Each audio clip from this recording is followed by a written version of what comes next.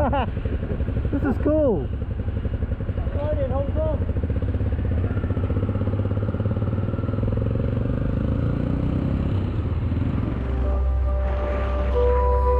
Warm sunset, picturesque views over Hong Kong's famous skyline and a Suzuki SV650. Sounds good, doesn't it?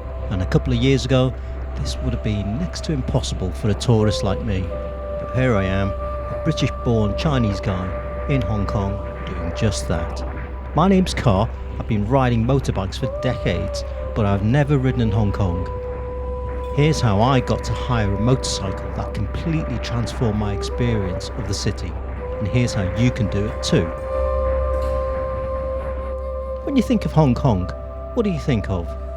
Is it stunning views of Victoria Harbour from the peak, whatever time of day it is? Is it the cyberpunk Blade Runner-esque vibe of the city lighting up the night?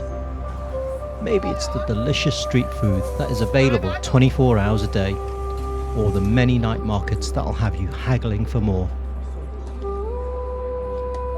Perhaps it's the spiritual side of Hong Kong that springs to mind. There's plenty of that to explore, and the brilliant public transport system that allows for that. Whether it's crossing over to Hong Kong Island on the Star Ferry, using the super efficient MTR mass transit railway system, hopping on a public light bus, a double-decker bus, a taxi, or a motorbike, I've used them all. Actually, that's a lie. I have never ridden a motorbike in Hong Kong, and until recently, it wasn't even possible to do so, at least not easily for someone who doesn't really live there. This is thanks to a number of reasons, mostly revolving around insurance issues. Motorcycle hire just isn't a thing in Hong Kong, but one company did take the plunge in 2024. That's rentalbike.hk. I thought I'd try out their service, so I've booked an SV650 for the day. I'll be honest, I wasn't quite sure what to expect. I was a little bit anxious. I mean, hiring a bike as a tourist in Hong Kong, I might be Chinese, but being born and raised in Britain, my Cantonese isn't anywhere near as fluent as it should be. Thankfully, booking the bike was straightforward online, and everything on the website is set up in English. I'm here in Hong Kong and I'm about to rent a motorcycle to go and ride around Hong Kong. It's a new service offered by a company called rentalbike.hk and yeah, keen to try it out. Let's go. Rentalbike.hk is actually based in Helmut King shop, so it's a pretty cool place to be filling out forms. I've arranged to meet my buddy Glenn here. He's lived in Hong Kong for a few years now and will be joining me today on his Honda CB300. At the moment, the selection of bikes to choose from to hire is limited, but the 2024 SV650 is more than up to the job of riding around Hong Kong with its punchy V-twin and lightweight.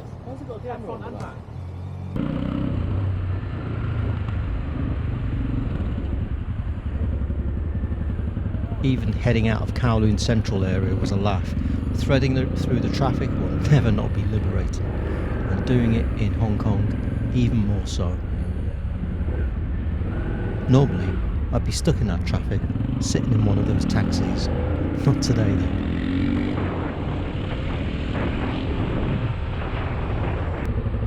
Wow, what a nice day to ride a bike!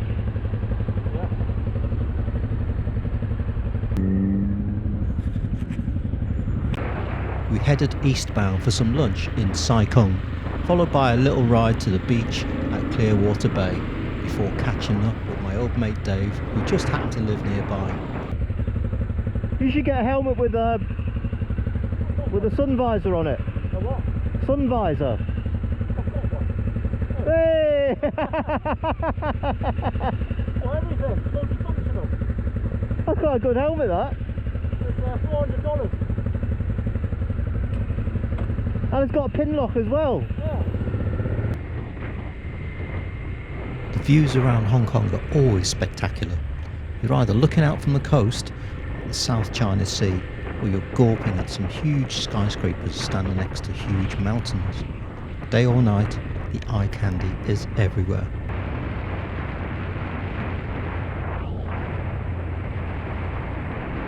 Out in the new territories, the roads were quieter and twistier, a stark contrast to the hustle and bustle of the city. And that's the kind of variety that makes Hong Kong such a good place to explore.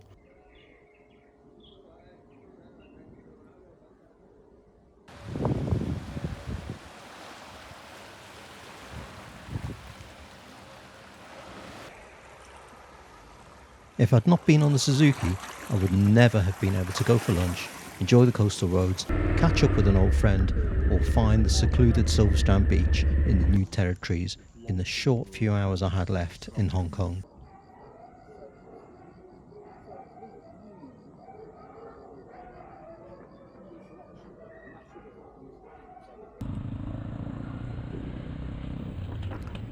It's getting late, so it's time to head back to drop the bike off. I actually had the bike booked until the next day, but I had a flight to catch, so I needed to get it back.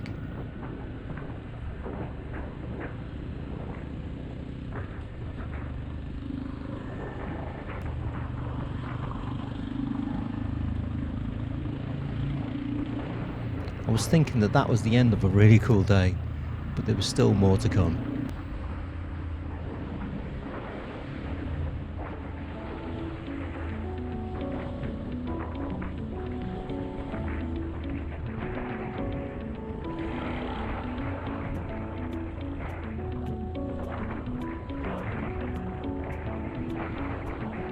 Cruising down a free-flowing road in Hong Kong while the sun sets over Kowloon Bay has to be right up there with one of my favourite biking moments. I've toured all around Europe, including the amazing Swiss Alps. I've ridden on some fantastic track days abroad too, from Spain to South Africa, and all sorts of cool superbikes. But I have to say, this little 30-minute ride back to Kowloon was one of the most memorable rides I've ever had. With the sun setting over Kowloon Bay, bumbling along with the traffic, I slowed down as much as I dare, just to savour the moment. I wanted the ride to last as long as possible.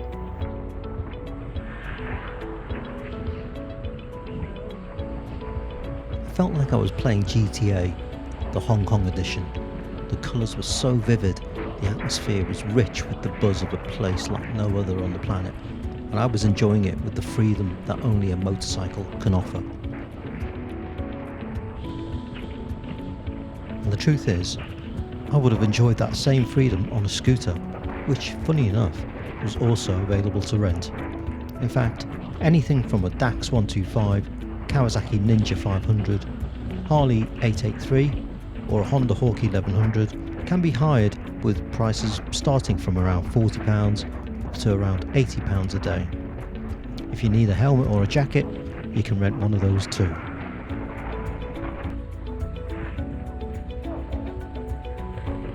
If you've got a bike license and a bit of curiosity to explore Hong Kong when you're on holiday there, and you don't mind riding a little bit in traffic until you get out to the open road, I cannot recommend hiring a bike enough. This wasn't just a new way to get around, it was a whole new way to experience a city and get to those places you just wouldn't usually be able to get to see.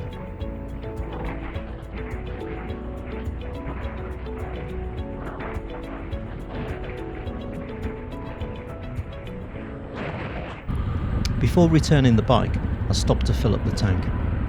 Getting Hong Kong petrol was a first for me, and apparently all the petrol stations offer a loyalty discount card, so you never pay the price displayed on the pump. Just as well really, as fuel prices there are around twice as high as the UK.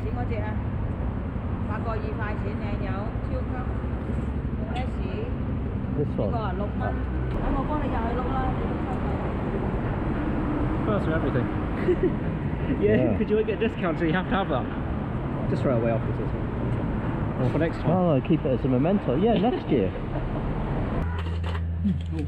Oh, got that.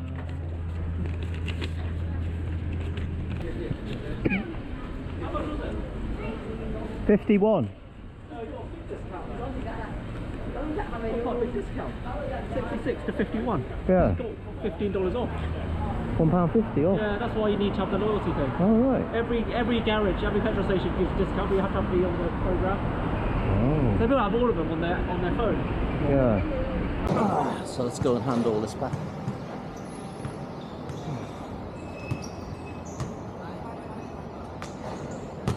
We're back in one piece.